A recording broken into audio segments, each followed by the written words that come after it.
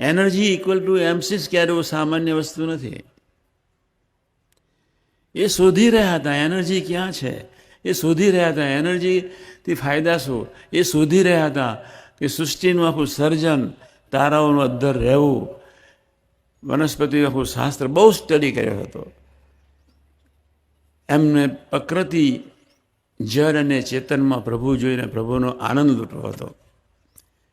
પણ જ્યારે atom bomb પડ્યો, જ્યારે હિરોશીમા અને નાગાસાકી ઉપર, અને જ્યારે લાખો માણસ મર્યા, લાખો દુઃખી થઈ ગયા, કોકનો હાથ ઓગળી ગયો, કોકનો પગ ઓગળી ગયો, કોકની આંખો નીકળી ગઈ, હાડ જેનું રહ્યું એ બિચારા વર્ષો સુધી 20 વર્ષ, 30 વર્ષ, 40 વર્ષ, 50 વર્ષ એમને એમ પડ્યા રહ્યા.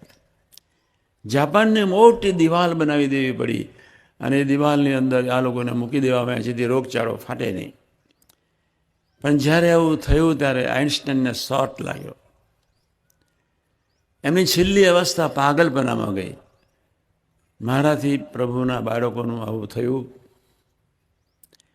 પછી એમનું બ્રેન ચાલ્યું નહીં. પ્રભુએ એમને વહેલા ઉપાડી લીધા. પણ જો આ પ્રસંગ ન બન્યો હોત તો આઇન્સ્ટાઈન 100% જગતને કહી શકત કે અનુમાં બ્રહ્મ તત્વ સિવાય કોઈ ચીજ નથી.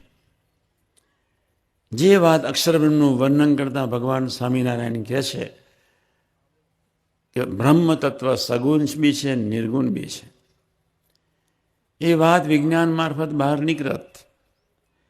આ થિયરીની વાત હું તમને એટલે કરું છું. ગુણાતીત પુરુષ,